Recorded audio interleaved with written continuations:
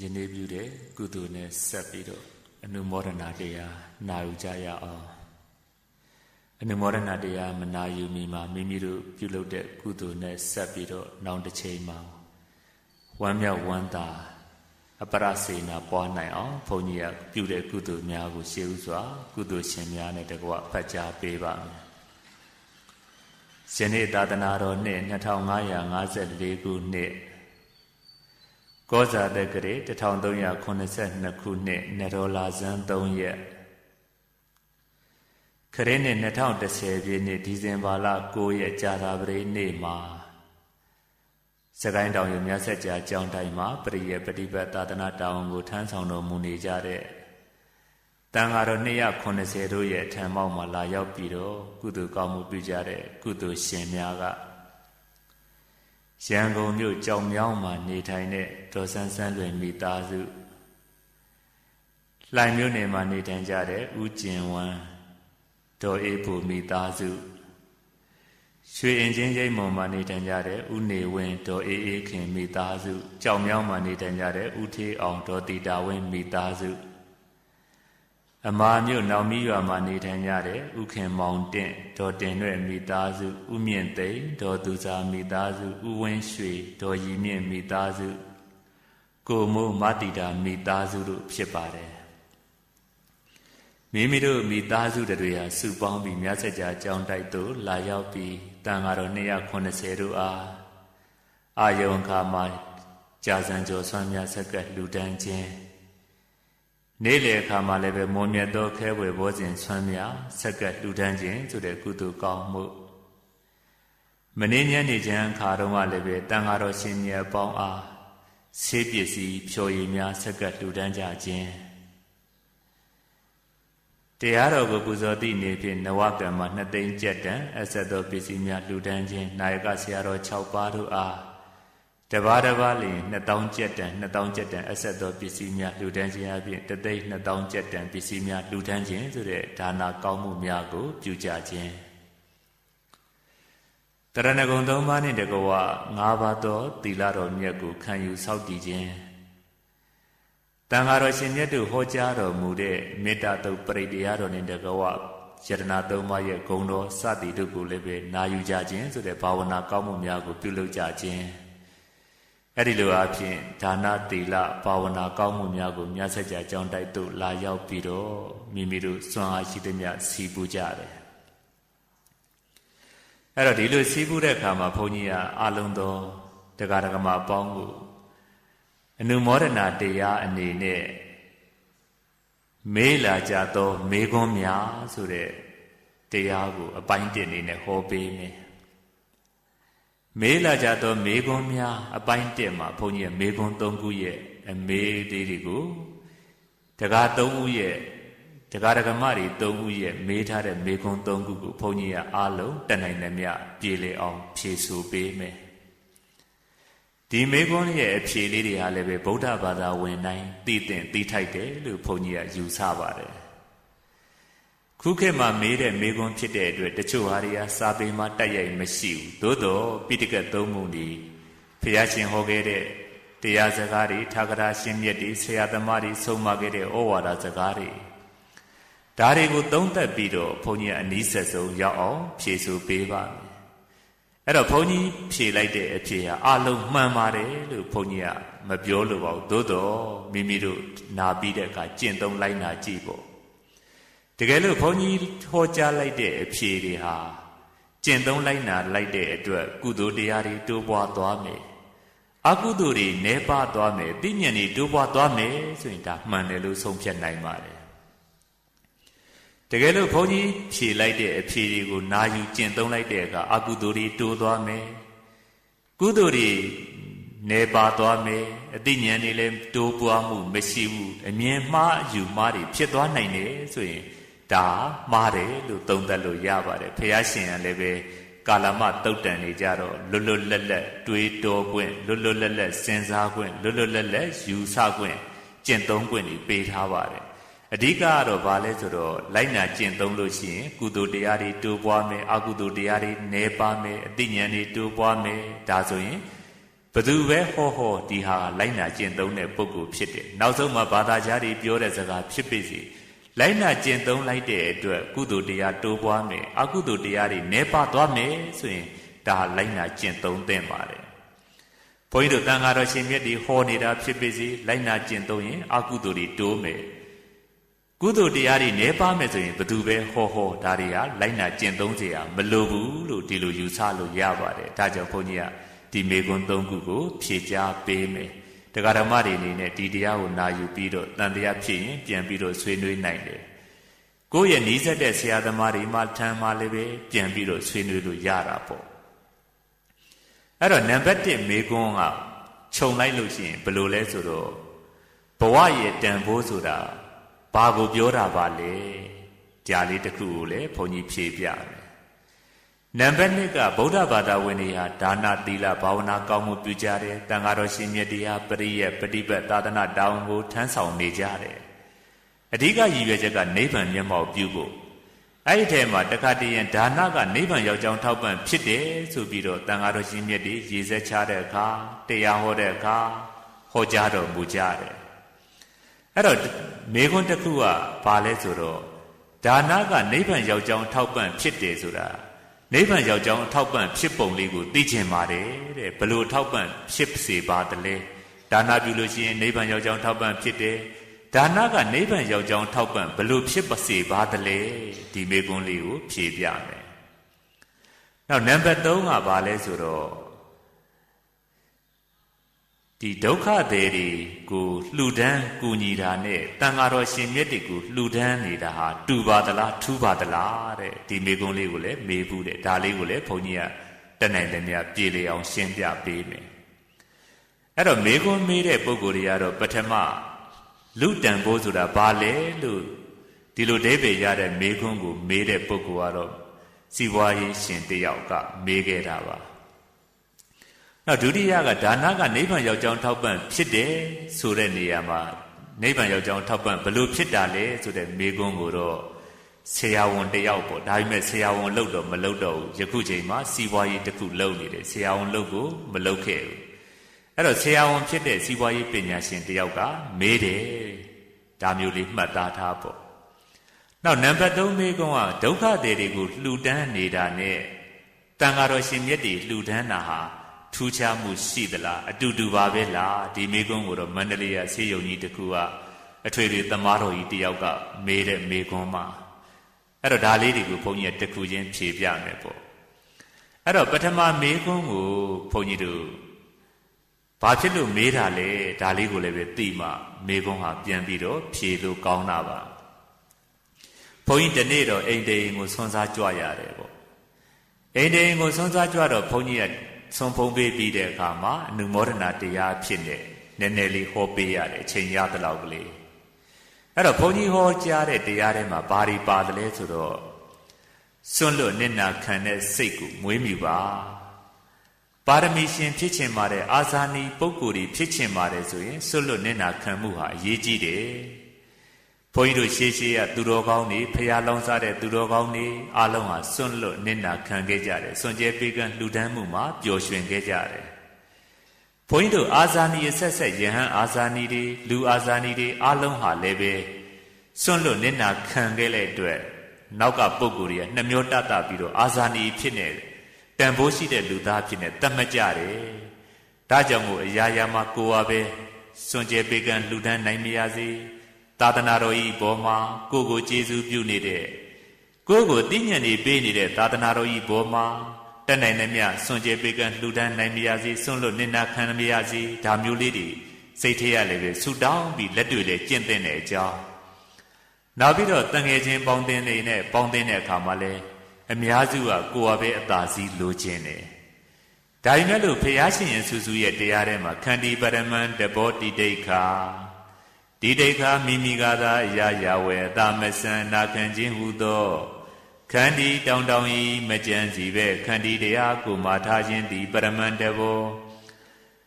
အကျင့်တရားများပြတဲ့ထူးခြားလွန်တဲ့အသာဆုံးကျင့်ဖြစ်ပါပေ၏တဲ့မြတ်စွာဘုရားရှင်အဆူဆူဟောခဲ့တဲ့ဩဝါဒပါတိမောက်တရားတော်ထဲမှာမိ မိမိကအမြဲတမ်းနဲ့အသာမဆန်မဲနဲ့အနာခံခြင်းဆိုတဲ့အကျင့်ဟာအကျင့်တရားတွေအများပြားတဲ့မှာတော့အထူးခြားဆုံးမွန်မြတ်ဆုံးအကောင်းဆုံးအကျင့်ဖြစ်ပါတယ်လို့ဘုန်းကြီးတို့ဖျားရှင်တဆူတွေကဟောခဲ့တာမဟုတ်ပါဘူးကင်္ဂါတေတူပွင့်တော်မူတဲ့ဖျားရှင်အဆူဆူတိုင်းဟာဒီတရားကိုအမြဲတမ်းဟောကြားခဲ့ပါတယ်ဒါကြောင့်အပေါင်းအသင်းတွေနဲ့တွေ့တဲ့အခါမှာလည်းပဲငါဘလို့သာစည်းယူလိုက်ရမလဲဒါမျိုးစိတ်တွေမမွေးသင့်ပါဘူးနောက်ပြီးတော့စီးပွားရေးလုပ်တဲ့အခါမိသားစုမောင်နှမချင်းချင်းဆက်ဆံတဲ့အခါမိသားစုဆက်ဆံတဲ့အခါနောက်ပြီးတော့ဘာသာရေးနဲ့ဆက်လာတဲ့အခါကိုယ်ဟာပဲစွန့်လွတ်နေတာခံမရစီကိုယ်ဟာပဲပေးနိုင်တဲ့ပုဂ္ဂိုလ်ဖြစ်ပါရစေလို့ဒါမျိုးလောက်တာလေးတွေကဒီလိုစိတ်သက်တွေကသူတော်ကောင်းဖြစ်ဖို့အတွက်အာဇာနည်ဖြစ်ဖို့အတွက်တန်ဖိုးရှိတဲ့လူသားတစ်ယောက်ဖြစ်ဖို့အတွက်အများကြီးထောက်ပံ့ဖြစ်ပါတယ်ဆိုပြီးဘုန်းကြီးကဟောကြားခဲ့တယ်ပေါ့နောက်ဘုန်းကြီးကဥပမာလေးတွေလည်းတခုထုတ်ပြသေးတယ်မောင်နှမချင်းချင်းညီကိုချင်းချင်းရှိကြတယ်ဥပမာအပြင်အကိုကြီးဖြစ်တဲ့ပုဂ္ဂိုလ်ကအမကြီးဖြစ်တဲ့ပုဂ္ဂိုလ်ကစွန့်လွတ်နေတာခံတယ်ညီမဖြစ်တဲ့ပုဂ္ဂိုလ်ကမောင်ဖြစ်တဲ့ပုဂ္ဂိုလ်ကညီဖြစ်တဲ့ပုဂ္ဂိုလ်ကအမြဲတမ်းအသာစီးလိုချင်တယ်အဲ့တော့ညီကို2ယောက်ညီမ2ယောက်မောင်နှမ2ယောက်ရှိကြတယ်လို့အဲ့တော့အများရဲ့အမြင်နဲ့ဖျားဆတဲ့သူတော်ကောင်းတွေရဲ့အမြင်ဟာကွဲပြားပါတယ်အများရဲ့အမြင်ကိုကြည့်လို့ရှိရင်တော့ဘုန်းကြီးတို့အငယ်ဖြစ်တဲ့ပုဂ္ဂိုလ်ကအရာရာမှာအခွင့်အရေးနဲ့ပတ်သက်လို့ရှိရင် तू ကပို့ပြီးတော့ယူတတ်တယ်လုပ်ငန်းနဲ့ဆက်လာလို့ရှိရင်ဘုန်းကြီးတို့ तू ကအမြဲတမ်းပဲတတ်တာအောင်နေတတ်တယ်အဲ့တော့လုပ်ငန်းကြတော့ရေသာခိုးတယ်တတ်တာအောင်နေတယ်အခွင့်အရေးနဲ့ပတ်သက်လာလို့ရှိရင်အကိုကြီးအမကြီးတွေတဲ့ပို့ပြီးတော့ तू ကယူလေယူထားရှိတယ်အဲ့တော့လူအများတော့သူ့ကိုလဲလိုက်တာအင်မတန်မှထက်မြက်လိုက်တာဆိုပြီးတော့ချီကျူးကောင်းချီကျူးကြလိမ့်မယ်တဲ့ဒါကလောကရဲ့အမြင်အကိုကြီးဖြစ်တဲ့ပုဂ္ဂိုလ်ကြတော့ညီမကြီးဖြစ်တဲ့ပုဂ္ဂိုလ်ကြတော့အမြဲတမ်းပဲသူကအခွင့်အရေးတွေရယူတာနဲ့ပတ်သက်လို့ရှိရင်အမြဲတမ်းနစ်နာခံတယ်ကိုယ့်အောက်ကပုဂ္ဂိုလ်တွေကိုဦးစားပေးတယ်ကိုကနည်းနည်းလျှော့ယူတယ်မကောင်းတာကိုယူတယ်လုပ်ငန်းနဲ့ပတ်သက်လာလို့ရှိရင်ကိုကနေပြီးတော့ဥဆောင်ပြီးတော့စူးစမ်းလုပ်တယ်လောကကတော့ဒါမျိုးကိုအလိုက်တာလို့ဒီလိုပဲမြင်ကြပါလိမ့်မယ်ဒါကဘုန်းကြီးတို့လောကရဲ့အမြင်ပုထုဇဉ်တွေရဲ့အမြင်ပေါ့ဘုန်းကြီးတို့ဖျားစားတဲ့သူတော်ကောင်းတွေအင်မတန်မှသူတော်ကောင်းစိတ်ရှိတဲ့ပုဂ္ဂိုလ်တွေကြဒီလိုမမြင်တော့ဘူးတဲ့ဘယ်လိုလဲဆိုတော့အကိုကြီးအမကြီးဖြစ်တဲ့ပုဂ္ဂိုလ်တွေကတခါစွန့်လွတ်နေနာခံလိုက်နှလုံးသားထဲမှာမေတ္တာတရားစားတဲ့ကုသိုလ်ဓာတ်တွေတိုးပွားသွားလိုက်ကုသိုလ်ဓာတ်တွေတိုးပွားတဲ့အခါမှာအကုသိုလ်တွေတဖြည်းဖြည်းနဲ့နည်းသွားလိုက်စိတ်ဓာတ်တွေမြင့်မြတ်သွားလိုက်နောက်တစ်ကြိမ်နစ်နာခံလိုက်နောက်တစ်ကြိမ်နစ်နာခံလိုက်တော့လေမေတ္တာဓာတ်တွေနှလုံးသားထဲမှာပွားလာလိုက်အကုသိုလ်တွေလျော့သွားလိုက်နဲ့တဖြည်းဖြည်းနဲ့အကုသိုလ်တွေပါပြီးတော့နောက်ဆုံးမှာကင်းသွားရင်သူတော်စင်အရိယာဖြစ်သွားနိုင်တယ်တဲ့ဒါကဘုရားစားတဲ့သူတော်ကောင်းတွေရဲ့အမြင်အဲ့ဒါအကြီးဖြစ်တဲ့ပုဂ္ဂိုလ်ကိုအားတယ်လို့မမြင်တော့ဘူးအင်မတန်မှပါနဲ့ထက်မြက်တဲ့ပုဂ္ဂိုလ်လို့မြင်သွားပြန်တယ်အငယ်ဖြစ်တဲ့ပုဂ္ဂိုလ်ကြတော့အမြဲတမ်းပဲအခွင့်အရေးကြတော့ပိုလိုချင်တယ်နောက်ပြီးတော့လုပ်ငန်းနဲ့ပတ်သက်လို့ရှိရင်တော့ရေသာခိုတတ်တယ်အမြဲတမ်းတတ်တာအောင်နေတတ်တယ်ဒီပုဂ္ဂိုလ်ကြတော့တခါခွင့်ရေးကိုပိုလိုခြင်းလိုက်စိတ်တက်တွေကနှိမ့်ကြအောက်တန်းကြသွားလိုက်အကုသိုလ်တွေကတိုးလာလိုက်နောက်တစ်ခါကြုံလို့ရှိရင်အခွင့်ရေးကိုပိုလူခြင်းလိုက်ပိုပြီးတော့ရအောင်ကြိုးစားလိုက်စိတ်တက်တွေကကုသိုလ်တွေနဲပြီးတော့အောက်တန်းကြသွားလိုက်အဲ့တော့ကြာတော့ဘာဖြစ်လဲဗုဒ္ဓဘာသာဝင်ရဲ့ရည်မှန်းချက်ပန်းတိုင်ဖြစ်တဲ့နိဗ္ဗာန်နဲ့ဝေးသွားတတ်တယ်တဲ့ဒါသူတော်ကောင်းတွေကတော့ရအောင်ယူတဲ့ပုဂ္ဂိုလ်အခွင့်အရေးရအောင်ယူတဲ့ပုဂ္ဂိုလ်လုပ်ငန်းနဲ့ပတ်သက်လာလို့ရှိရင်ရေသာခုပ်ပြီးတတ်တောင်နေတဲ့ပုဂ္ဂိုလ်တော့သူတော်ကောင်းတွေကအင်မတန်မှတဖြည်းဖြည်းနဲ့အောက်တန်းကျပြီးတော့ကြာလီနိဗ္ဗာန်နဲ့ဝေးတဲ့ပုဂ္ဂိုလ်သူတော်ကောင်းတွေနေပြည်ကနေကြာလီဝေးလီဖြစ်တဲ့ပုဂ္ဂိုလ်လို့ဒီလိုသုံးသပ်ကြပါတယ်ဒီလိုမြင်ကြပါတယ်အကြီးဖြစ်တဲ့ပုဂ္ဂိုလ်တော့အင်မတန်မှထက်မြက်လိမ္မာပါနဲ့တယ်တဖြည်းဖြည်းနဲ့စိတ်တက်တွေမြင့်အောင်အင်မတန်မှမြင့်မြတ်တဲ့စိတ်တက်တွေမွေးမြူပြီးတော့အကုသိုလ်တရားတွေနဲသွားပြီးတော့ကြာတော့သူတော်စင်ဖြစ်ဖို့နီးစပ်ပြီးနောက်ဆုံးဒီအကုသိုလ်တွေလုံးဝကင်းပြီဆိုရင်အရိယာသူတော်စင်တွေထိယဟန္တာရှင်မြတ်တွေထိဖြစ်သွားနိုင်တယ်တဲ့ဒါကအရိယာသူတော်ကောင်းတွေရဲ့အမြင်နဲ့ရိုးရိုးပုထုဇဉ်တွေရဲ့အမြင်မတူဘူးလို့ဒါကြောင့်မို့အရာရာမှာဘုန်းကြီးကစွန့်လွတ်နေနာခံရတယ်အမြဲတမ်းပဲကိုကပေးနိုင်တဲ့ပုဂ္ဂိုလ်စွန့်လွတ်နိုင်တဲ့ပုဂ္ဂိုလ်ဖြစ်ပြရစီလို့ဒါမျိုးလေးနှလုံးသားထဲမှာမွေးမြူထားပါလို့အဲ့ဒီနေ့ကဘုန်းကြီးအကျဉ်းချုပ်ဒါမျိုးလေးတရားဟောလိုက်တယ်ပေါ့အဲ့တော့တရားဟောတော့ဘုန်းကြီးပြန်လာတဲ့ခါကျတကားလေးကလိုက်ပို့တော့လမ်းမှာသူကမေးခွန်းတစ်ခုဘုန်းကြီးကိုမေးခဲ့တယ် သူမေးတဲ့မေကွန်းကဘာလဲဆိုတော့အရှင်ဘုရားတဲ့စွန့်လွတ်နစ်နာခံတယ်ဆိုတာကောင်းမှန်သိပါတယ်တဲ့သူကလည်းပဲရိုးရိုးသားသားပဲပြန်ပြီးတော့မေးတာပါအဲ့တော့သူသိချင်တဲ့ချက်ကဘာလဲဆိုတော့တပည့်တော်တို့ပုထုဇဉ်တွေဆိုတာတဲ့သူများရဲ့သားသမီးတွေကစင်ကာပူနိုင်ငံမှာသွားပြီးတော့ကျောင်းတက်တယ်အဲ့တော့တပည့်တော်တို့လည်းကိုသားသမီးကိုစင်ကာပူနိုင်ငံကျောင်းထားချင်တာပေါ့ဗျာတဲ့သူများတွေကအနောက်ဥရောပအင်္ဂလန်စားတဲ့ဥရောပနိုင်ငံတွေကိုကျောင်းတက်သွားခိုင်းတယ်ပညာသင်သွားခိုင်းတယ်အဲ့တော့တပည့်တော်တို့ကလည်းကိုသားသမီးကိုအင်္ဂလန်နိုင်ငံစားတဲ့ဥရောပနိုင်ငံတွေဒီပညာသင်စေချင်တာပေါ့တဲ့သူများတွေကသားသမီးရဲ့အတွက်အမွေတွေပေးတယ်ဆိုရင်သူတို့လည်းပေးချင်တာပေါ့ဒါမျိုးလေးပေါ့အဲ့တော့တပည့်တော်တို့မှာဒီလိုပညာသင်လွတ်နိုင်ဖို့ဒီလိုအမွေပေးနိုင်ဖို့အတွက်ပစ္စည်းဥစ္စာဆိုတာရှိမှဖြစ်မှာတဲ့အဲ့တော့ကိုကအမြဲတမ်းနဲ့စွန့်လွတ်နစ်နာခံပါတယ်ဆိုလို့ရှိရင်တဲ့သူတို့မှာခုခေတ်ကြီးရတခါတရံကိုယ့်ပေါ်မှာကြောတဲ့ပုံကိုယ်တွေကများနေတယ်ကိုကမတရားတော့မလုပ်ဘူးပေါ့သို့တော့စွန့်လွတ်နစ်နာခံတာတွေများလာလို့ချင်းစီးပွားရေးတွေကျသွားနိုင်တယ်အဲ့တော့စီးပွားရေးတွေကျသွားတဲ့အခါမှာကိုသားသမီးကိုအမွေမပေးနိုင်တာတို့သူများနေသူပညာသင်မလွတ်နိုင်တာတို့ဖြစ်သွားနိုင်ပါတယ်တဲ့အဲ့တော့တပည့်တော်တို့ကအမြဲတမ်းနစ်နာခံတဲ့သလားဒါမျိုးမေးခွန်းပါပဲအဲ့တော့ဘုန်းကြီးကဖြေလိုက်တယ်ရေပုံရအဖြစ်ဘယ်လိုဖြေလိုက်တယ်လဲဆိုတော့လူဘဝရဲ့တန်ဖိုးဆိုတာလို့ရွေးချယ်မှုပေါ်မှာမူတည်ပါတယ်လို့ဘုန်းကြီးကဒါရေပုံရသဘောနည်းနဲ့ဖြေလိုက်ပါတယ်အဲ့တော့ရေပုံရနည်းနဲ့ကလူဘဝတန်ဖိုးထားမှုဆိုတာဘယ်ပေါ်မှာမူတည်တယ်လဲမေးရင်ရွေးချယ်မှုပေါ်မှာမူတည်နေပါတယ်ရွေးချယ်မှုပေါ်မှာမူတည်ပြီးတော့အဖြေဆိုတာတယောက်နဲ့တယောက်မတူနိုင်ပါဘူးအမျိုးမျိုးဖြစ်သွားနိုင်တယ်ပေါ့အဲ့တော့တချို့ကကြတော့စောစောကပြောတယ်လို့ပေါ့နိုင်ငံခြားဘွဲ့ဒီဂရီတွေရမှပညာတတ်ကြီးဖြစ်မှအရာရှိကြီးဖြစ်မှဒါမျိုးကလူလောကထဲမှာလူဖြစ်ရကြိုနဲ့တယ်ဒါမှတန်ဖိုးရှိတဲ့လူသားဖြစ်တယ်လို့စံထားတဲ့ပုဂ္ဂိုလ်ကြတော့သူ့ရဲ့ရွေးချယ်မှုဟာသာသမီတွေပညာသင်ရဖို့ငွေကြေးများများရဖို့ဒါမျိုးတွေဥတီသွားပြီးတော့တခါတရံမှာမှန်ကန်တာလုပ်တယ်လို့တခါတရံမှာမမှန်မကန်နေလဲလုံးမိသွားတတ်တယ်စွန့်လွတ်နစ်နာခံဖို့ဆိုတာစိတ်ထဲကိုမမွေးမြူတော့ဘူးအဲ့တော့သူတို့ရဲ့တန်ဖိုးကလူဘဝရဲ့တန်ဖိုးကဘာလဲဆိုတော့ဘွဲ့ဒီဂရီတွေများများရပြီးယာတုအာနာတွေရှိပြီးတော့ပစ္စည်းဥစ္စာချမ်းသာမှာဆိုတဲ့ဒီအရာတွေပေါ်မှာတန်ဖိုးထားတော့သူ့ရဲ့ရွေးချယ်မှုအတိုင်းကျင့်သုံးသွားကြတာပါပဲလို့ဒီလိုပုံကိုယ်တွေကိုမေးရင်တော့လူဘဝရဲ့တန်ဖိုးဆိုတာဘာလဲမေးရင်အဖြေကဒါမျိုးတစ်မျိုးဖြစ်သွားနိုင်တယ်သူ့ရဲ့ရွေးချယ်မှုပေါ်မှာအဖြေဆိုတာမူတည်ပါတယ်လို့တချို့ကြတော့လည်းပဲဒီလိုမဟုတ်ဘူးယာတုအာနာရှိမှယာတုအာနာမရှိလို့ရှိရင်သိပ်ပြီးတော့အောက်တန်းကြတယ်ယာတုအာနာရှိမှငွေပေါ်မှာခေကြီးကယာတုအာနာရှိမှဖြစ်မှာဆိုပြီးယာတုအာနာကိုတန်ဖိုးထားတဲ့ပုံကိုယ်တွေကြဘယ်လိုဖြစ်သွားမလဲသူတို့လည်းပဲယာတုအာနာရှိအောင်မတရားသောနည်းနဲ့တရားသောနည်းနဲ့လောက်ကြတော့တာပဲအဲ့တော့သူတို့ရဲ့ရွေးချယ်မှုပေါ်မှာမူတည်ပြီးတော့သူတို့သတ်မှတ်တဲ့တန်ဖိုးဆိုတာကွဲပြားသွားတော့တာပါပဲတချို့ကြတော့လည်းပဲပစ္စည်းဥစ္စာဟာအဓိကဒါမျိုးတွေပေါ့ဘွဲ့ဒီဂရီကအဓိကမဟုတ်ဘူးငွေချမ်းသာလို့ရှိရင်ဘာမဆိုဖြစ်တာပဲလောကမှာငွေဆိုတာဂုဏ်ရှိတာပဲငွေရှိရင်ဂုဏ်ရှိတယ်ရွှေရှိရင်ဂုဏ်ရှိတာပဲဆိုပြီးတော့ပစ္စည်းတွေကိုရှာဖွေကြတယ်မတရားသောနည်းတရားသောနည်းစွန့်လွတ်နစ်နာခံဖို့ကိုယ်ဟာပဲအမြဲတမ်းအသာစီးယူခြင်းတယ်စွန့်လွတ်နစ်နာခံဖို့ဆိုတာအိမ်မက်ထဲတောင်မရှိဘူးစိတ်ကူးထဲမှာမရှိဘူးအဲ့တော့သူတို့ကဒါမျိုးတန်ဖိုးထားပါတယ်ဆိုသူတို့ရဲ့ရွေးချယ်မှုဆိုတာတစ်မျိုးဖြစ်သွားပါတယ်လို့ဒါမျိုးလေးဘုန်းကြီးကဖြေလိုက်တယ်အဲ့တော့လူဘဝရဲ့တန်ဖိုးဆိုတာကိုရွေးချယ်ထားတဲ့အရာပေါ်မှာမူတည်နေပါတယ်ရွေးချယ်မှုပေါ်မှာအများကြီးမူတည်ပါတယ်အဖြေတွေကအမျိုးမျိုးဖြစ်သွားနိုင်ပါတယ်ဒါဘုန်းကြီးတို့ပါပြောတာလဲဆိုတော့ရေပုံရသဘောအများစုရဲ့သဘောကိုဘုန်းကြီးကဖြေပြလိုက်တယ်နောက်ဘုန်းကြီးတို့တန်ဃာတော်ရှင်မြတ်တွေဆိုရင်လည်းဘုန်းကြီးတို့ချဲ့ကြည့်လိုက်ပေါ့ဘုန်းကြီးတို့တန်ဃာတော်ရှင်မြတ်တွေဆိုရင်လည်းပဲကိုကဘာကိုတန်ဖိုးထားတယ်ကုသိုလ်ပါရမီကိုတန်ဖိုးထားပြီးတော့နာမည်မကြည့်ရင်နေပေစေဘုံကံမကြည့်ရင်နေပေစေပညာတွေတက်အောင်သင်ပြီးတော့တန်ဃာတော်ရှင်မြတ်တွေကိုပညာတက်အောင်မွေးထုတ်ပေးမယ်ပညာတက်အောင်မွေးထုတ်ပြီးတော့သာသနာအတွက်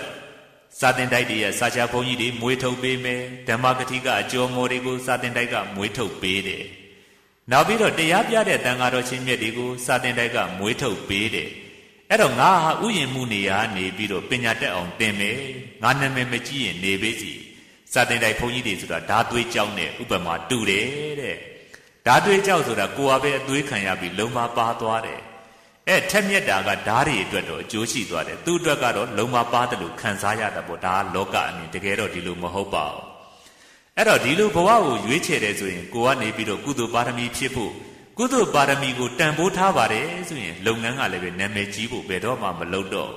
ငွေရမှုအတွက်ဘယ်တကားမှအောက်ကြခံပြီးတော့အလှခံတာတွေဘာတွေမလုပ်တော့ဘူးကိုတန်ဖိုးထားတာကုသိုလ်ပါရမီကိုတန်ဖိုးထားတယ်မဖို့နိဗ္ဗာန်နဲ့မဖို့နိဗ္ဗာန်ကိုမျက်မှောက်ပြုခြင်းနဲ့ဒါတွေကိုတန်ဖိုးထားပါတယ်ဆိုရင်ကိုတန်ဖိုးထားတာကိုယ့်ရဲ့ရွေးချယ်မှုပေါ်မှာမူတည်တယ်တဲ့တချို့ကြတော့လည်းပဲဒီလိုမဟုတ်ဘူးပေါ့ဟာစာချနေရတာကဒကာဒကမတွေနဲ့ဆက်ဆံခွင့်နည်းတယ်စာချဘုန်းကြီးကိုလူသိမများဘူးတရားလေးဟောလိုက်မှနိုင်ငံခြားကဘွဲရမှလူသိများတာဒါမှနာမည်ကြီးမှဒါမှလူတွေနဲ့ဆက်ဆံပြီးတော့လူတာတန်တာတွေနဲ့များရမှာအဲ့တော့ဒီပစ္စည်းလက်လာပါတွေကိုတန်ဖိုးထားတယ်စိတ်စေနာနဲ့တရားဟောတာမဟုတ်ဘူးစိတ်စေနာနဲ့တရားပြတာမဟုတ်ဘဲနဲ့ဒီငွေတန်ဖိုးနာမည်ကျော်တဲ့တန်ဖိုးလူတွေတကားတကမတွေလာတဲ့ဟာကိုတန်ဖိုးထားပါတယ်ဆိုရင်လေဒါမျိုးတွေတန်ဃာတော်ရှင်မြတ်တွေရဲ့တချို့ကကိုတန်ဖိုးထားသည့်လျောက်ကိုယ့်ရဲ့ရွေးချယ်မှုကဖြစ်သွားတယ်အဲ့တော့ရွေးချယ်မှုပေါ်မှာသူတို့ရဲ့လူတန်ဖိုးဆိုတာမူတည်သွားတယ်အဲ့တော့အဖြေကတော့တယောက်တစ်မျိုးစီတစ်ပါးတစ်မျိုးစီဖြစ်သွားနိုင်တာပါပဲအဲ့တော့ဘုန်းကြီးကမေးလိုက်တယ်အဲ့တော့တကားတော်ကဘာကိုတန်ဖိုးထားပါတလဲလို့ကိုကနေပြီးတော့ငြိမ်းငြိမ်းချမ်းချမ်းနဲ့တမ္မာအာဇီဝနဲ့စိတ်ကောင်းစိတ်မြတ်လေးနဲ့စီပွားရေးကိုကြိုးစားရှာမယ်ရလာတဲ့အကျိုးအမြတ်နဲ့ငြိမ်းငြိမ်းချမ်းချမ်းဒါနပြုမယ်ကိုကျင့်တရားတွေစောင့်တည်မယ်သာသမီတွေကိုလည်းပဲပစ္စည်းအမွေမပေးနိုင်တော့မှစိတ်သက်ကောင်းကောင်းလေးတွေအမွေပေးမယ်စွန့်လွတ်နေတာခံတဲ့စိတ်ရှိလို့ရှိရင်ပါရမီဆိုတာပြည့်ပြီးတော့မကြာမီနိဗ္ဗာန်ရမယ်လို့ဒါကိုတန်ဖိုးထားတယ်ဆိုရင်လေတကာအနေနဲ့ရိုးသားမှုစွန့်လွတ်နေတာခံမှုပေါ်ရွေးချယ်သွားမှာပါလို့ဘဝတန်ဖိုးဆိုတာကိုယ့်ရဲ့ရွေးချယ်မှုပေါ်မှာမူတည်နေပါတယ်လို့ဘုန်းကြီးကဖြေလိုက်တယ်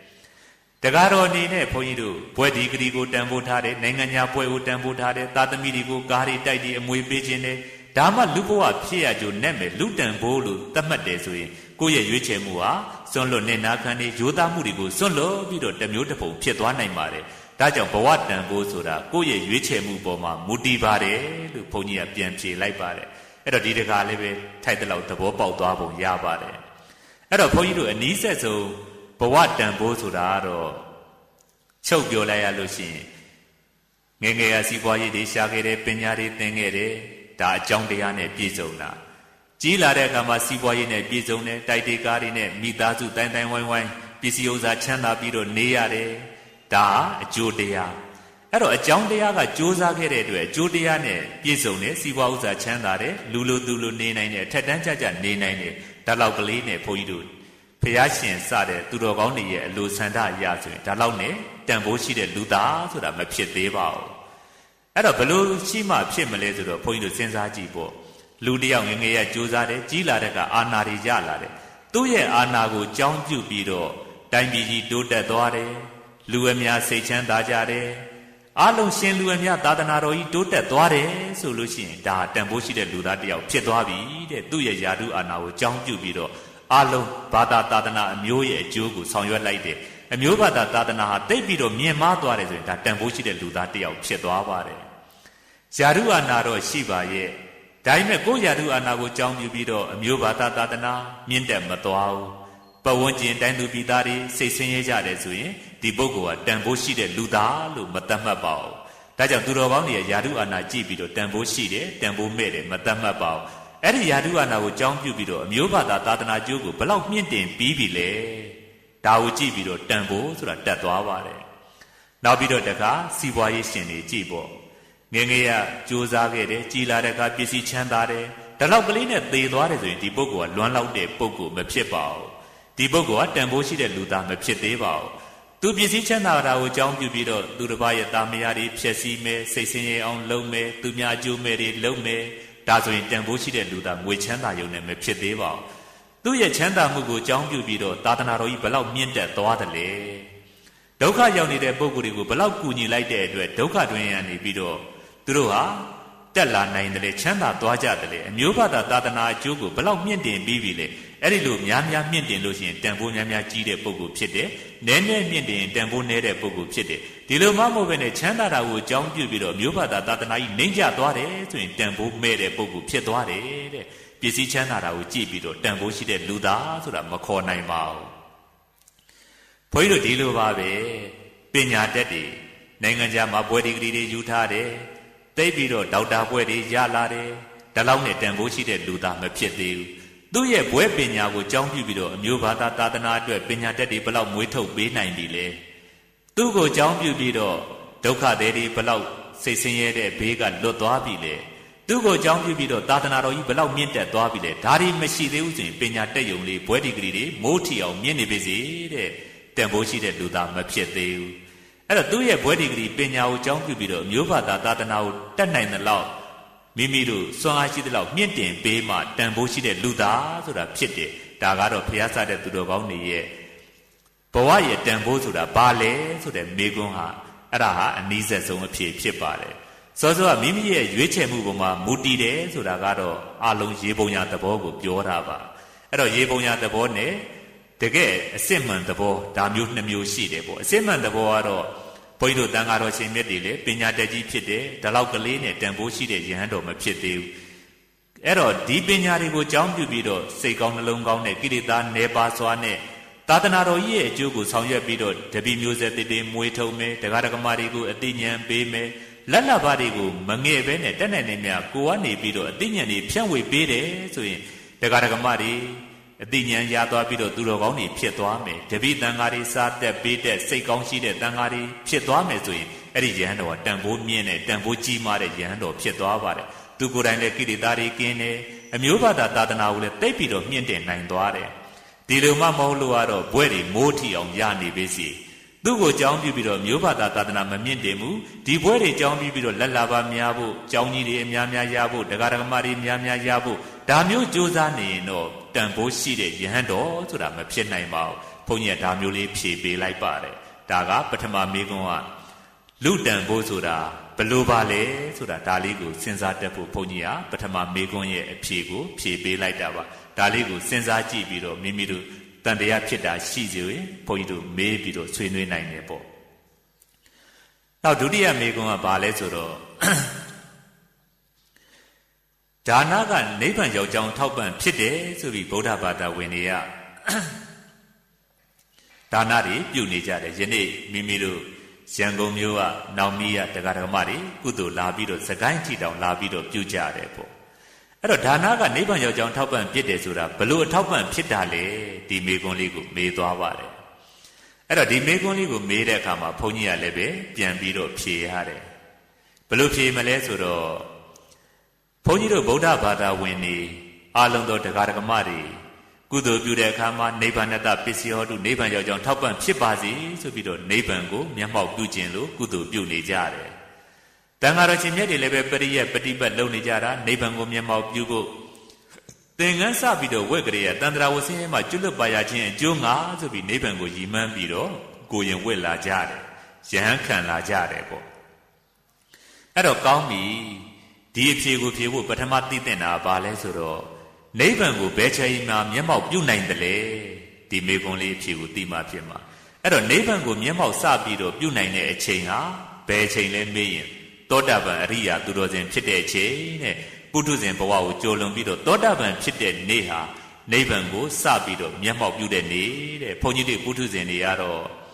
ခံမှန်းချီလောက်ပဲအာယုံပြုလို့ရတယ်မှန်းဆပြီးပဲသိလို့ရတယ်ပေါ့ဘယ်လိုလဲဆိုတော့လူနာယောဂတဲ့ကြီးတယောက်ယောဂတွေရှိနေတဲ့ချိန်မှာကုတ်လိုက်ရတာဒါလည်းပဲကောင်းတာပဲနောက်တစ်ချိန်မှာဆေးကုလိုက်တဲ့အတွက်ယောဂပျောက်သွားတယ်ယောဂပျောက်သွားတဲ့အခါမှာလည်းသူ့မှာချမ်းသာလိုက်တာဒါမျိုးပြောတယ်ပေါ့အဲ့တော့နူနာယောဂတဲ့ကြီးကယောဂရှိနေတဲ့ချိန်မှာကုတ်လိုက်ရတဲ့ချမ်းသာနောက်တစ်ချိန်မှာဒီယောဂတွေကင်းကင်းစင်စင်ပျောက်သွားတဲ့အတွက်ဖြစ်ပေါ်လာတဲ့ချမ်းသာဒီနှစ်ခုဘယ်ကချမ်းသာဘယ်ချမ်းသာကပိုကြီးမလဲမှန်းဆကြည့်ပေါ့အဲ့တော့ဒီပုဂ္ဂိုလ်ယောဂပျောက်တဲ့ချိန်မှာမင်းအရင်တုန်းကလို့နူနာယောဂကြီးပြန်ဖြစ်ပြီးတော့ဒါလေးကိုကုတ်ဒါလေးကိုမိခင်ပြီးတော့ရတဲ့ရတာမျိုးခံစားကျင်သေးသလားဆိုရင်ယောဂပျောက်ပြီးသားပုဂ္ဂိုလ်ကဒီယောဂမျိုးမဖြစ်ချင်တော့ပါဘူးဒီအနာကြီးကိုကုတ်ပြီးတော့ဒီအနာကြီးကိုမိခင်ပြီးတော့ဖြစ်ပေါ်လာတဲ့အရာတာမျိုးမခံစားကျင်တော့ပါဘူးလို့ဒီလိုပဲဘုန်းကြီးတို့ပြောပါလိမ့်မယ်အဲ့တော့နာယောဂပျောက်သွားတာဘလို့ချမ်းသာလဲဆိုတာဖြေရတာတော့ခက်ပါတယ်ဒါပေမဲ့လက်တွေ့အဖြစ်တော့ယောဂဖြစ်တဲ့ဝန်နဲ့ဆိုင်ချမ်းသာလိုက်တာကို့မှာယောဂမှာမရှိတာဘူး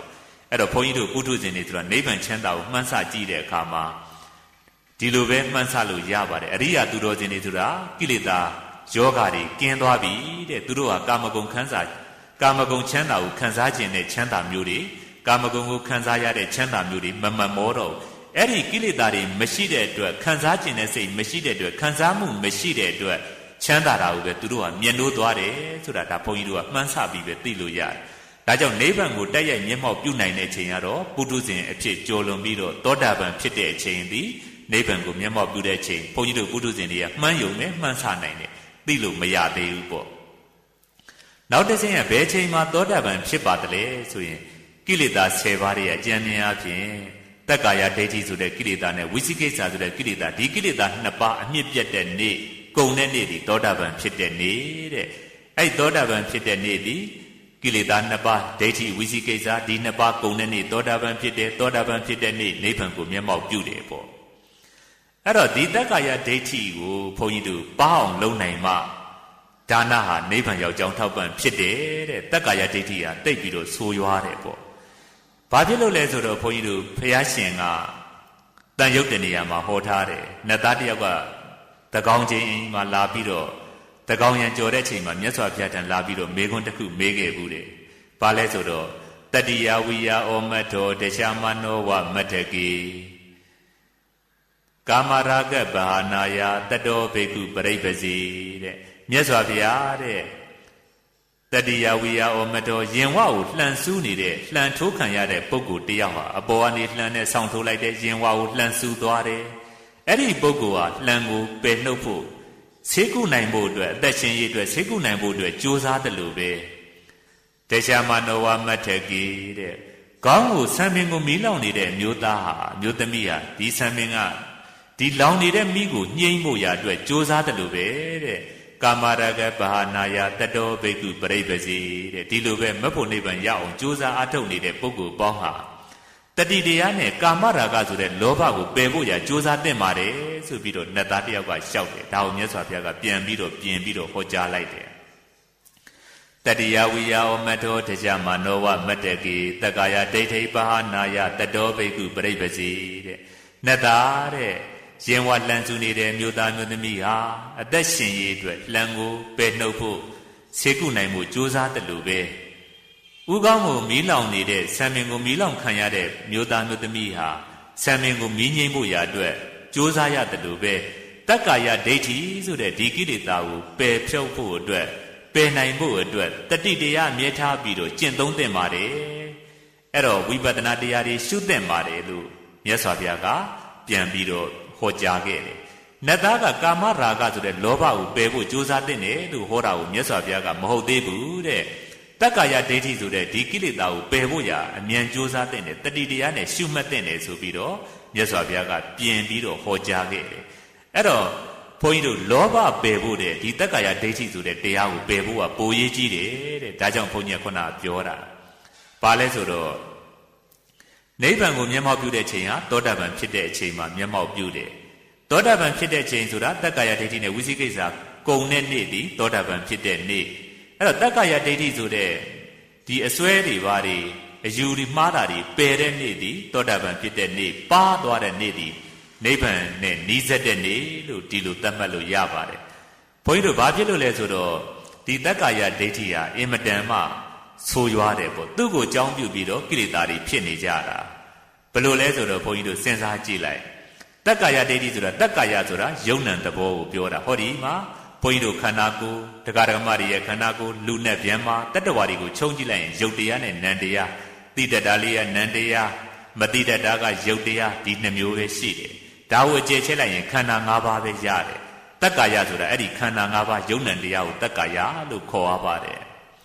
်အဲ့တော့တက္ကာယဒိဋ္ဌိဆိုတာဘာလဲဆိုတော့အဲ့ဒီခန္ဓာ၅ပါးကိုယုံ nant သဘောကိုမိမိတို့ကငါပဲသားပဲသမီးပဲယောက်ျားပဲမိန်းမပဲဒီလိုထင်မှတ်ပြီးတော့အယူမှားနေတာကိုတက္ကာယဒိဋ္ဌိလို့ခေါ်ရပါတယ်အဲ့တော့ဘုန်းကြီးတို့ကိလေသာတွေဖြစ်နေတာကဒီတက္ကာယဒိဋ္ဌိကြောင့်ဖြစ်နေတာ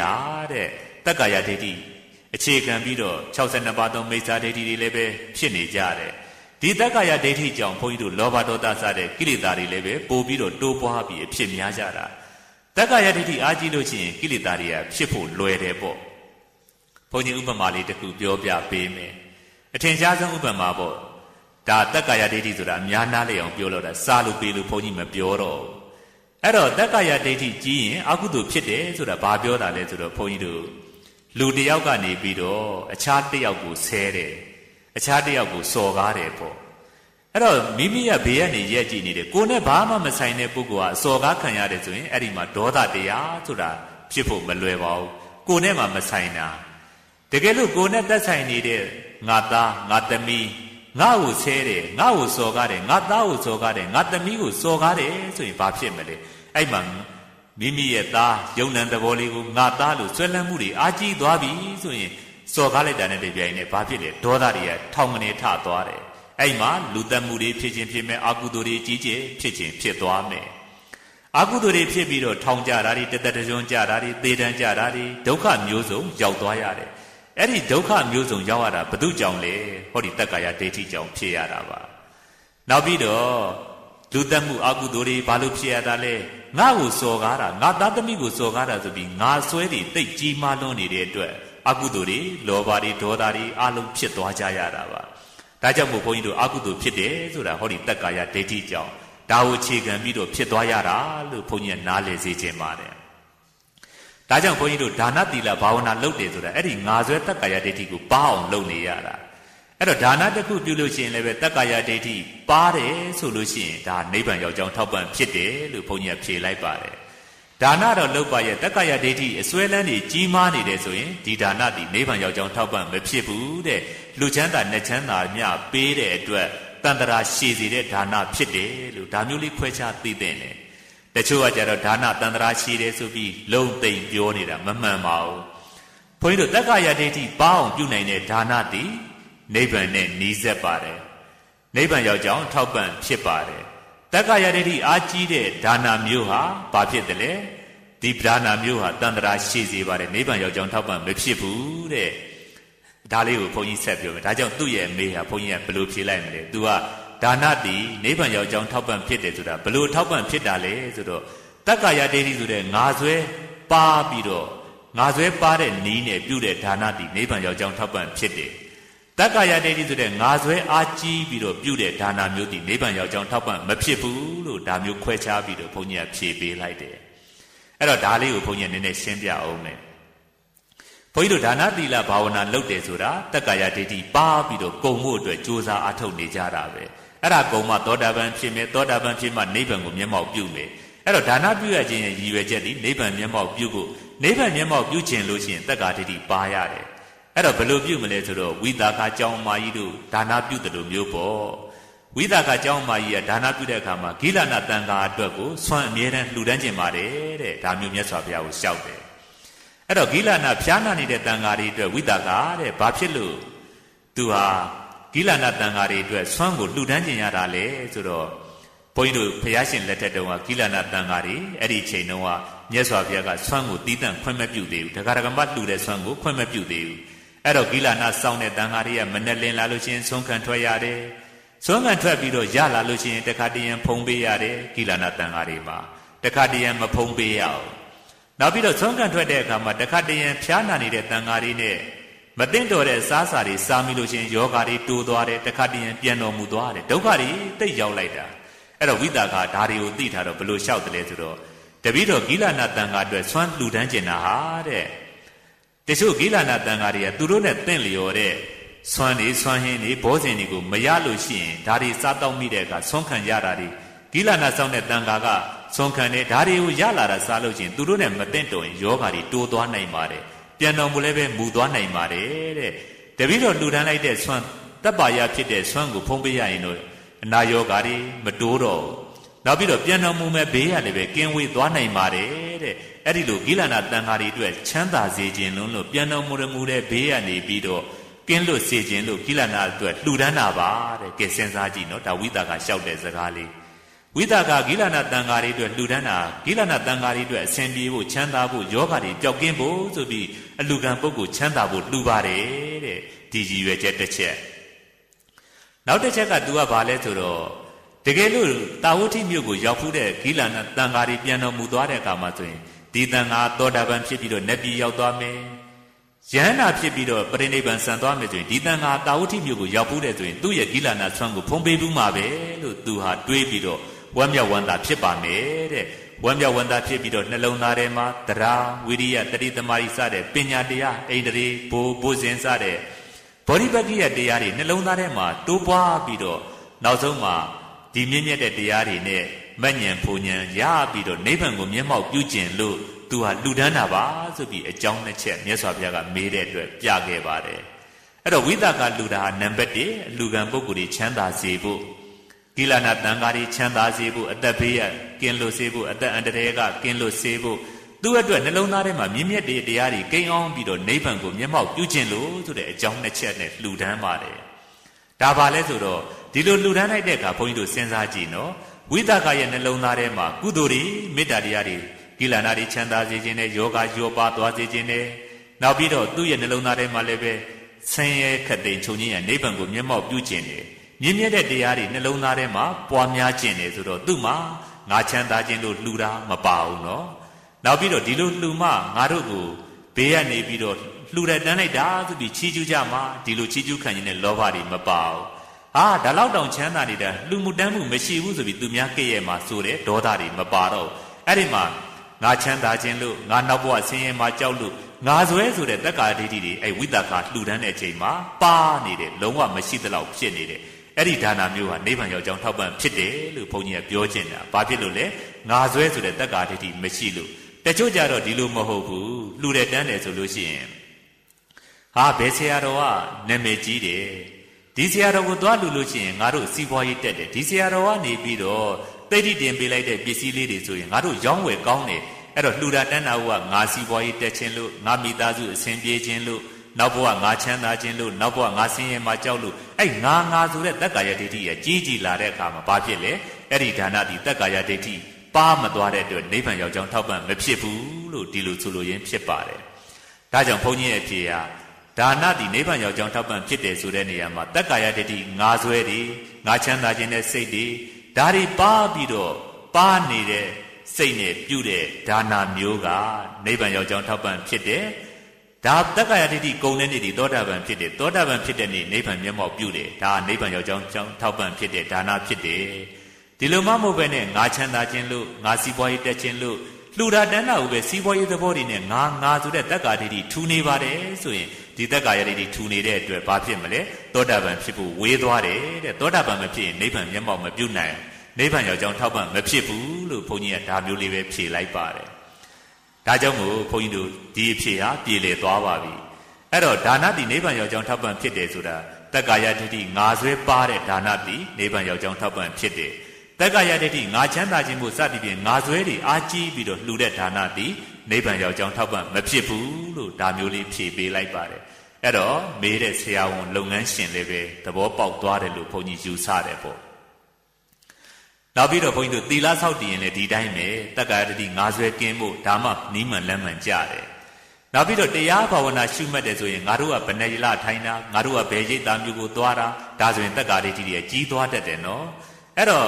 ့မိမိတရားရှုမှတ်တာငါဆွဲကင်းဖို့လောဘဒေါသမောဟတွေနေပါဖို့ဒီစိတ်နဲ့တရားရှုမှတ်မှဒီပုဂ္ဂိုလ်ကငြိမ်းချမ်းတဲ့ပုဂ္ဂိုလ်ဖြစ်တယ်ဒီလိုမှမဟုတ်ဘဲနဲ့တရားရှုမှတ်ရင်နဲ့ရိတ်တာထွက်လိုက်ကြမ်းတမ်းတက်တာတွေဟာဒါတွေကသဘာဝဖြစ်သွားတတ်တယ်ဒါကြောင့်ဒါနသီလဘာဝနာလုပ်ငန်းစဉ်ကိုလုပ်နေကြတာဒီတက္ကာယဒိဋ္ဌိပါဖို့လောဘဒေါသမောဟတွေပါဖို့ဒါတွေကုံသွားလို့ရှိရင်တက္ကာဒိဋ္ဌိကုံရင်သောတာပန်ဖြစ်ဖို့သောတာပန်ဖြစ်ရင်နိဗ္ဗာန်ကိုမျက်မှောက်ပြုဖို့ဆိုတဲ့ရည်ရွယ်ချက်နဲ့ပြုကြတာလို့ဒါလေးကိုဘုန်းကြီးအချုပ်အားဖြင့်ပြောလိုပါတယ်နောက်မေးခွန်းတစ်ခုသွားကြစို့အထွေထွေသမားတော်ကြီးတယောက်ကဘုန်းကြီးဆေးရုံရောက်တဲ့အခါကျတော့သူကမေးတယ်တပည့်တော်ကြားဘူးတာလေးတန်တရားရှိလို့မရှင်းလင်းလို့မေးပြရစီတဲ့စောစောကပြောခဲ့တဲ့မေးခွန်းမှာခုလိုနာဂိဒုက္ခတွေတို့စောစောကရခိုင်ပြည်မှာတိုက်ခတ်သွားတဲ့ဂီရိမုံတိုင်းတို့ဘုန်းကြီးတို့စောစောပိုင်းကဖြစ်ခဲ့တဲ့မန္တလေးမှာရေဘေးဒုက္ခတွေတို့ဒီလိုဒုက္ခတွေကိုလှူဒန်းနေတာနဲ့ဖရာရဲ့သားတော်တန်ဃာတော်ရှင်မြတ်တွေကိုလှူဒန်းနေတာဒါဟာအကျိုးတရားအပြင်တူနိုင်ပါသလားထူးပါသလားဖရာတဲ့သူကဘာဖြစ်လို့မေးတာတုံးဆိုတော့သူတရားတွေနာတဲ့အခါမှာတဲ့တချို့တရားတွေမှာခမည်းတော်ကတန်ဃာကိုလှူမှကုသိုလ်ရတယ်ထင်သလားဒုက္ခတွေကိုသွားပြီးတော့အိမ်သာလေးဆောက်ပေးတယ်ဒါလည်းပဲကုသိုလ်ရတာပဲခမည်းတော်ကတန်ဃာတွေဘုန်းကြီးတွေကိုလှူမှကုသိုလ်ရသလားဆိုတဲ့ဒီတရားလေးတွေကိုကြားတဲ့အတွက် သူ့စိတ်ထဲမှာဝေခွဲမရပဲဖြစ်နေလို့မေးတာပါလို့ဒါမျိုးဖြေလိုက်တယ်ဒီမေးခွန်းရဲ့ဖြေရလဲဘုန်းကြီးတို့ဧကန်ဖြေလို့မရပါဘူးခွဲခြားပြီးတော့ဖြေမှနားလည်သွားပါလိမ့်မယ်အဲ့တော့ဘုန်းကြီးတို့တန်ခါဂုံတော်ကိုးပါးထဲမှာတစ်ချက်ပါတယ်ပေါ့အဲ့ဒီတစ်ချက်ကိုထောက်ကြည့်လို့ရှိရင်တန်ခါကိုလှူတာနဲ့ဒုက္ခတွေတွေကိုလှူတာဟာ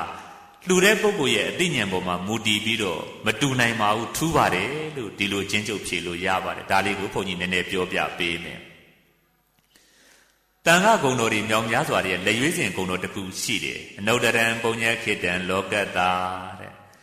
ဘဂဝတောရွှေဘုံတော်တခင်ရှင်တော်မြတ်ဗျာဤဧတာဧသောတာဝကတံကိုအစုံလေးပါးတိကျရှိဖို့တန်ဃာတော်ပေါင်းအရိယာသူတော်ကောင်းသည်လောကတာလူနှပြမတတ္တဝါပေါင်းဤအနုတ္တရံအတူမရှိမြတ်ကောင်းတည်သောပုညကေတံကုသိုလ်ကောင်းမှုမျိုးစေစုဤကြည်ထုမြင်မှာဆွင်ဆွင်ကားလျက်ဖွင့်ထွားပွေရာလေယာမြေကောင်းတူဖြစ်တော်မူပါပေ၏ဤတည်သူဘဂဝါသုံးလောကဒုတာရှင်တော်မြတ်ဗျာသည်အဝေါစာကရုဏာရှိသွားပညာအဖြင့်ဟောကြားတော်မူခဲ့ပါပေတည်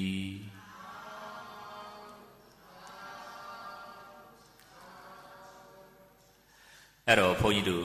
့တန်ခါဂုံတော်လက်ရွေးစင်၉ပါးထဲမှာ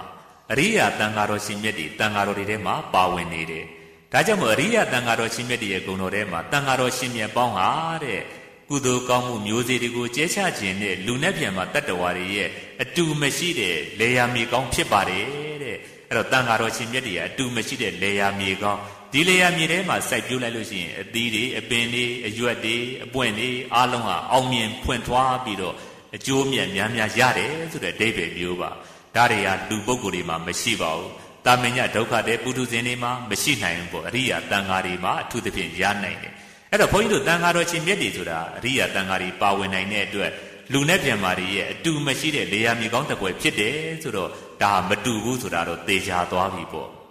အဲ့တော့မတူဘူးဆိုတာသေချာသွားတော့မေခွန်းတစ်ခုမေးเสียရှိလာတယ်အဲ့တော့တပည့်တော်တို့ကဒုက္ခတွေကိုမလူရတော့ဘူးလားဒါမျိုးတော့မေးเสียရှိတယ်မဟုတ်ပါဘူးဘုန်းကြီးတို့လေဒီဆရာတော်ဘုရားကြီးကဒီပဏိကျမ်းတစ်ခုထဲမှာရေးသားထားတာရှိပါတယ်ဘာလဲဆိုတော့အယုတ်အမြတ်အလက်မရွေးလှူဒန်းရတယ်ဆိုတာတဲ့ရောက်လာတဲ့ကိုရှိမောင်မှာရောက်လာတဲ့အလှခံပုဂ္ဂိုလ်ဒုက္ခတဲ့ပုဂ္ဂိုလ်အလုံးကိုဆိုလိုတာပါတဲ့ရွေးချယ်ပြီးတော့သီလသမารိပညာရှိတဲ့အလှခံပုဂ္ဂိုလ်ကိုလှူရတယ်ဆိုတာကတော့တဲ့အာမိတတန်ဘောကဓမ္မတန်ဘောကဆက်ဆံထိုက်တဲ့ပုဂ္ဂိုလ်ကိုရည်ညွှန်းတာပါလို့ဒါမျိုးလေးရေးထားတယ်အဲ့တော့ဒိဗ္ဗေဘုန်းကြီးရှင်းပြပေးမယ်ဘုန်းကြီးတို့ကိုရှိမောင်မှာရောက်လာတဲ့အလှခံပုဂ္ဂိုလ်စီကကိုယ်ွယ်တဲ့သဘောမဟုတ်ဘူးသူစီကနေပြီးတော့အတိညာဉ်တွေလိုချင်တဲ့သဘောမဟုတ်ဘူးဒါဆိုလို့ရှိရင်ကိုရှိမောင်မျက်မှောက်မှာရောက်လာတဲ့ပုဂ္ဂိုလ်မှန်တယ်မြဒုက္ခရောက်နေတဲ့ပုဂ္ဂိုလ်မှန်တယ်မြဒါဘာလို့တဲ့တယ်လဲလှူဒန်းတဲ့တဲ့ကိုရှိမှာဒုက္ခရောက်နေတဲ့ဒုက္ခတွေကို तू ကတော့သီလသမารိပညာမရှိဘူး तू ကတော့သီလသမารိပညာရှိတယ် तू ကတော့သူတော်ကောင်း तू ကတော့သူယုတ်မှာဒါမျိုးခွဲခြားမနေပါနဲ့တဲ့ကိုရှိမောင်မှာမျက်မှောက်မှာရောက်လာတဲ့ဒုက္ခတွေမှန်တယ်မြအယုတ်အမြတ်အလက်မရွေးအလုံးကိုလှူဒန်းနိုင်ရပါတယ်တဲ့ဒါလေးဆိုရင်ဘုန်းကြီးတို့စောစောကမေကွန်ရှင်းသွားပြီတန်ဃာတော်ရှင်မြတ်တွေနဲ့ဒုက္ခတွေဟာလှူဒန်းတဲ့အခါမှာတူပါသလားထူးပါသလားဆိုတော့ထူးတယ်လို့ပြောရမယ်အဲ့တော့ဒုတိယမေကွန်ကဒုက္ခတွေကိုမလှူဒန်းကောင်းမှုလားဆိုတော့လှူဒန်းရမှာပဲကိုရှိမျက်မှောက်မှာရောက်လာလို့ရှိရင်ဖះလုံးစားတဲ့သူတော်ကောင်းတွေလည်းကူညီခဲ့တယ်ဘုန်းကြီးတို့ကျောင်းကတန်ဃာတွေလည်းပဲနာဂိမုံတိုင်းတော်ကလည်းပဲတက်နိုင်နေမြနဝကမ္မ30ကျော်ဖို့လောက်ရဟန်းတော်တစ်ပါးဆရာတော်တစ်ပါးသွားမယ်ဆိုတော့လှူလိုက်ကြတာပဲတနေ့ရလည်းပဲဘုန်းကြီးတို့ဂီရိမုံတိုင်းတိုက်တော့တန်ဃာတော်ရှင်မြတ်တွေစုပြီးတော့သင်္ကန်းကအစုံ300နီးပါးကျန်တဲ့ပစ္စည်းတွေနဲ့နဝကမ္မနည်းနည်းနဲ့လှူဒန်းလိုက်တာပဲအဲ့တော့ဘုန်းကြီးတို့တန်ဃာတော်ရှင်မြတ်တွေလည်းကိုရှိဒုက္ခရောက်လာတယ်ဆိုရင်လှူရတာပဲဒါကြောင့်မို့ကိုရှိမှာမျက်မှောက်မှာရောက်လာတဲ့အလှူခံပုဂ္ဂိုလ်မှန်တယ်မြအယုတ်အမြတ်လက်မရွေးဒုက္ခရောက်နေတယ်ဆိုရင်အားလုံးကိုကူညီပါတဲ့ဒါလေဒီဆရာတော်ဘုရားကြီးကဒီပဏိကျမ်းတစ်ခုထဲမှာရေးသားသွားခဲ့ပါတယ်တကယ်လို့ဓမ္မတန်ဘောကအာမိတတန်ဘောကဆက်ဆံထိုက်တဲ့ပုဂ္ဂိုလ်ကြတော့တဲ့သီလသမารိပညာရွေးချယ်ပြီးမှစီကကိုယ်ွယ်လှူဒန်းပါတဲ့ဒီဒိဗ္ဗေမျိုးပေါ့အဲ့တော့ကိုကနေပြီးတော့လှူယုံတတ်မဟုတ်ဘူးစီကကိုယ်ွယ်မယ်ဆရာတော်တွေရဲ့တန်ဃာတော်ရှင်မြတ်တွေရဲ့တရားစကားကိုနားထောင်မယ်ဩဝါဒစကားနာယူပြီးတော့ကြင်ကြံကြုတ်ကိုလိုက်နာမယ်ဒါဆိုလို့ရှိရင်တော့တန်ဃာတော်ရှင်မြတ်တွေကပြည့်စုံနေတာပဲမလှူပဲမနေနဲ့အဲ့တော့တန်ဃာတော်ရှင်မြတ်တွေကိုမွန်မြတ်တာလေးတွေလှူရမှာပဲအဲ့တော့နောက်ပြီးတော့တန်ဃာတော်ရှင်မြတ်တွေထံအားလည်းပဲဩဝါဒစကားတရားစကားလေးတွေနာယူရမှာပဲဒါကိုအာမိတတန်ဘောကဓမ္မတန်ဘောကဆက်ဆံထိုက်တဲ့ပုဂ္ဂိုလ်တဲ့ အဲ့တော့စိတ်ကကိုယ်ွယ်တဲ့ခါမှာတော့ရွေးချယ်ရမယ်တဲ့သီလသမာဓိပညာဒါမျိုးတွေရွေးချယ်ရတယ်တရားဆိုလို့ရှိရင်လည်းပဲဒီလိုဆရာတော်တန်ခါတော်ရှင်မြတ်တွေထံကနေနာယူရတယ်အဆုံးအမတွေနာယူပြီးတော့လိုက်နာကျင့်သုံးရတယ်တဲ့ဒါကဘုန်းကြီးတို့လေဒီဆရာတော်ဘုရားကြီးရေးသွားတဲ့ဒီပဏိကျမ်းတွေကနေထုံနှုတ်ပြီးတော့ဖြေလိုက်တယ်ဒါဆိုလို့ရှိရင်ဒုက္ခတွေတွေကိုမတူတော့တန်ခါတော်ရှင်မြတ်တွေလှူဒန်းတာနဲ့မတူဘူးဆိုတော့မလှူရတော့ဘူးလားဆိုတဲ့မေကွန်းကပြေလေသွားပါတယ်လှူရမယ်ဆိုတဲ့အဖြေထွက်ပါတယ်နောက်တစ်ချက်ဘုန်းကြီးကဒါလေးနဲ့ဆက်ပြီးနည်းနည်းပြောဦးမယ်ပေါ့ဘုန်းကြီးတို့စာပေမှာမဇ္ဈိမနိကေထာဂရာတွေမှာရေးထားတာရှိတယ်အရှင်သာရိပုတ္တရာနဲ့ရှင်မောက္ကလံဥပမာပေးထားတယ်အရှင်သာရိပုတ္တရာနဲ့မြတ်စွာဘုရားပေါ့မြတ်စွာဘုရားကလည်းပဲဥပမာအပြင်ရှင်သာရိပုတ္တရာကိုသင်္ကန်းတစ်စုံလှူတယ်ရှင်သာရိပုတ္တရာလည်းမြတ်စွာဘုရားကိုသင်္ကန်းတစ်စုံလှူတယ်ပေါ့အဲ့ဒီလိုလှူလိုက်တဲ့အခါမှာဘု து ရဲ့ဒါနကပိုပြီးတော့အကျိုးကြီးတယ်လေတဲ့ရှင်သာရိပုတ္တရာကမြတ်စွာဘုရားကိုလှူတဲ့ဒါနကပိုအကျိုးကြီးသလားအရှင်သာရိပုတ္တရာကမြတ်စွာဘုရားကိုလှူတဲ့ဒါနကအကျိုးကြီးသလားမြတ်စွာဘုရားကရှင်သာရိပုတ္တရာကိုလှူတဲ့ဒါနကအကျိုးကြီးသလားဆိုတော့စာပေမှာဘုန်းကြီးတို့မြတ်စွာဘုရားကနေအရှင်သာရိပုတ္တရာကိုလှူတဲ့ဒါနကပိုပြီးတော့အကျိုးကြီးပါတယ်လို့ဖြေထားပါတယ်အဲ့တော့ဒါဘာလဲဆိုတော့ဘုန်းကြီးတို့ရိုးရိုးလူတွေဆိုရင်တော့ရှင်သာရိပုတ္တရာရဲ့ဒါနကအကျိုးကြီးတယ်ထင်မှာပေါ့ဘာဖြစ်လို့လဲမြတ်စွာဘုရားဆိုတဲ့လေယာမြေကောင်းကိုလှူရတဲ့အတွက်ရှင်သာရိပုတ္တရာရဲ့ဒါနကပိုမြတ်တယ်လို့ဒီလိုထင်ကောင်းထင်မယ်စာပေကတော့မဟုတ်ပါဘူးမြတ်စွာဘုရားကရှင်သာရိပုတ္တရာကိုလှူတဲ့သင်္ကန်းတစ်စုံရဲ့ဒါနအကျိုးကသင်္ကန်းတစ်စုံကိုလှူတဲ့ဒါနစေနာရဲ့အကျိုးကပိုပြီးတော့အကျိုးကြီးတယ်တဲ့အဖြေလေးကဘာလဲဆိုတော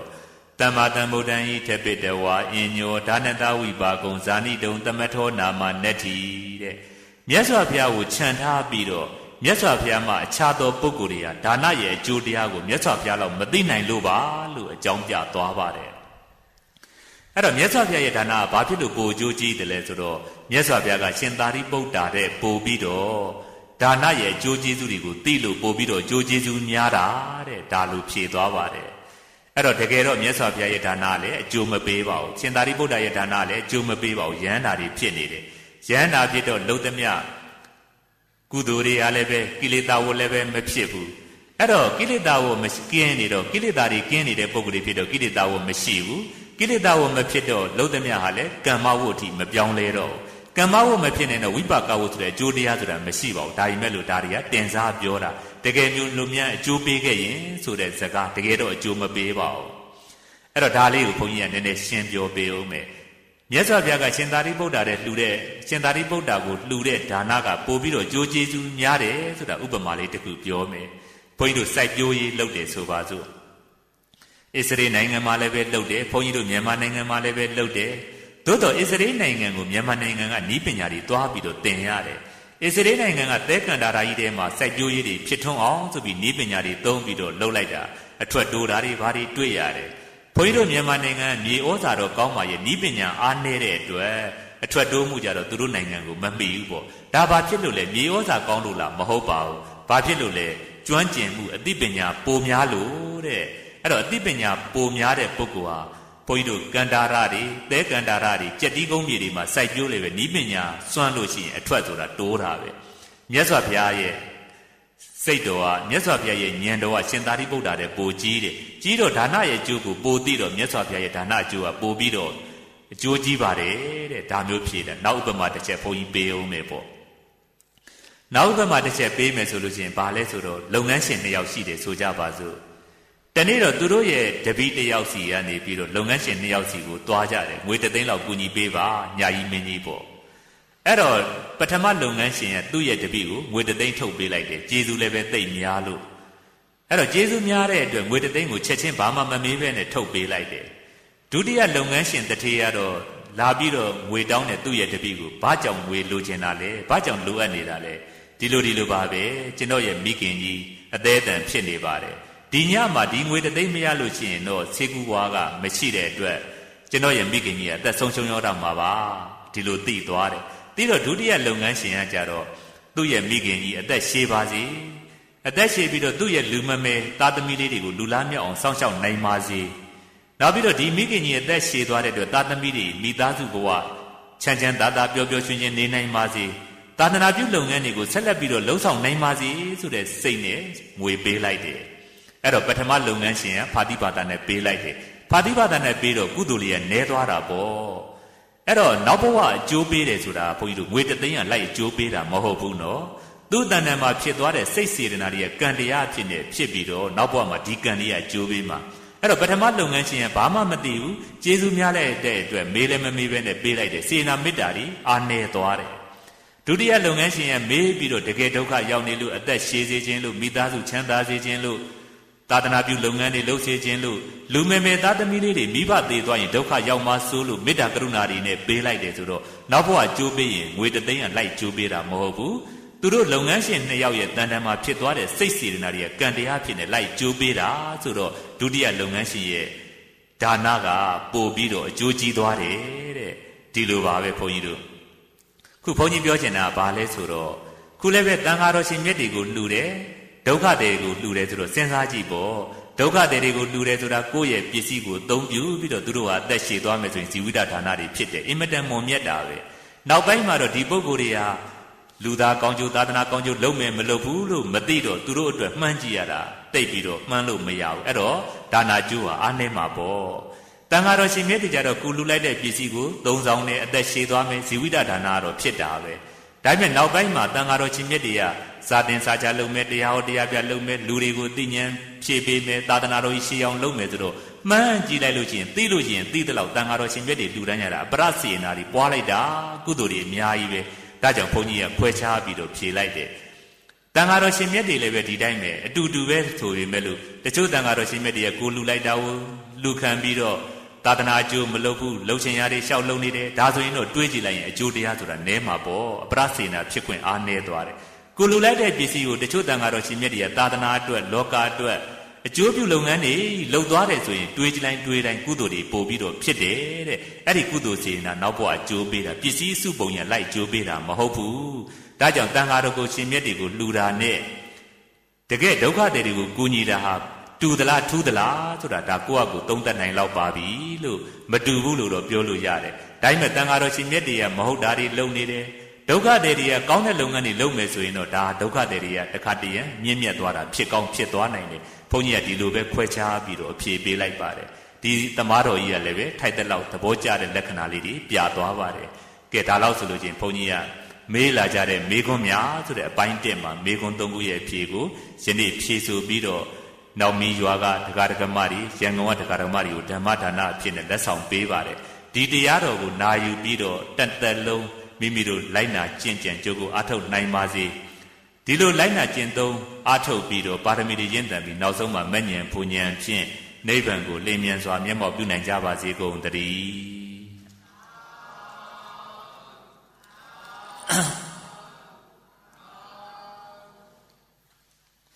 ကဲယနေ့ကုသိုလ်ဟာနိဗ္ဗာန်ရောက်ကြောင်းထောက်ပံ့ဖြစ်ပါစေလို့ဝိတာခအကြောင်းမကြီးလိုပဲဒီတစ်ချက်ကိုပဲဆုတောင်းပြီးတော့ရေစက်ချကြစို့နော်ကဲလိုက်စို့အရှင်ဖရာဖရာတပည့်တော်တို့သည်ယရဏမြတ်၃ပါးကံကံဤကျိုးများကိုယုံကြည်ကြပါသောဗုဒ္ဓဘာသာဝင်များဖြစ်ကြသည့်အလျောက်နေ့စဉ်စွမ်းအားရှိသလောက်နိဗ္ဗာန်ရောက်ကြောင်းကုသိုလ်ကောင်းမှုတို့ကိုကြိုးစားအားထုတ်ပြုလုပ်ကြပါ၏ယနေ့အခါ၌မြတ်ဆက်ကြာကြောင်းတိုက်သို့လာရောက်ပြီးလျင်တန်ဃာတော်အရှင်မြတ်ပေါင်းအားအာယုံစွမ်းနေစွမ်းစေပစ္စည်းဖြော်ရည်တို့ကိုနိဗ္ဗာန်ရည်မှန်း၍လှူဒန်းကြပါ၏သီလတော်မြတ်ကိုလည်းခံယူဆောက်တည်ကြပါ၏ပရိတရားတော်ကိုလည်းတရားကြည်ဖြူနာယူကြပါ၏ဣဒံမေပုညံနိဗ္ဗာနတပစ္စယောဟောတုအရှင်ဖရာယနေ့ယခုစီပူအားထုတ်ပြုလုပ်အပ်သောဒါနသီလ ဘာဝနာကောင်းမှုအစူးစူးသည်ဆင်းရဲခတ်သိကြောင်းကြခတ်သိချုပ်ငြိမ်းရာမှန်မျက်နှိဗ္ဗာန်ဤရောက်ရန်ရောက်ကြောင်းအာကောင်းသောအကြောင်းထောက်ပံ့သည်စင်စစ်မသွေဖြစ်ပါစေတည်းဣမံပုံညဘာကံတပ္ပတတ္တာနံပါစေမယနေ့ယခုပြုသမျှဒါနသီလဘာဝနာကောင်းမှုအစူးစူးဤဖို့ဘာကကိုကျေးဇူးကြီးမားမိဘနှစ်ပါးဆရာသမားနှင့်ဆွေမျိုးမိတ်ဆွေသူတော်ကောင်းတို့အား၎င်းပရိတရားတော်ကိုနာယူရန်ကြွားရောက်လာကြသောမြင်အပ်မမြင်အပ်နေရသောပုဂ္ဂိုလ်ပေါင်းအား၎င်းဤကြောင်းတိုက်ဤကြောင်းဝင်းစကိုင်းတောင်ယူမင်းဝန်တောင်ယူမင်းကွန်းတောင်ယူစကိုင်းမြို့တို့၌ဆောင်းရှောက်နေကြသောနတ်မြတ်နတ်ကောင်းနတ်ပေါင်းတို့အား၎င်းထိုမတပါမိမိတို့၏ခန္ဓာကိုယ်နေအေဝင်းချံဈေးဆိုင်အလုတ်ယုံရက်ကွက်မြို့နယ်နိုင်ငံတွင်၌ဆောင်းရှောက်နေကြသောနတ်မြတ်နတ်ကောင်းနတ်ပေါင်းတို့အား၎င်းငရဲတနှင်းယမမင်းလူတို့တနှင်းအစိုးရမင်းနတ်တို့တနှင်းတရားမင်းအား၎င်းအစာထား၍31ဘုကျင်လေကုန်သောလုံးစုံများစွာတတ္တဝါဝိနည်းရတို့အားအမြပေးဝေပါကုန်၏အမြပေးဝေပါကုန်၏အမြရကြ၍ကိုယ်စိတ်နှဖျားကျမ်းမာကြသည်ချမ်းသာကြသည်ဖြစ်ကြပါစေသောမြဝေလံ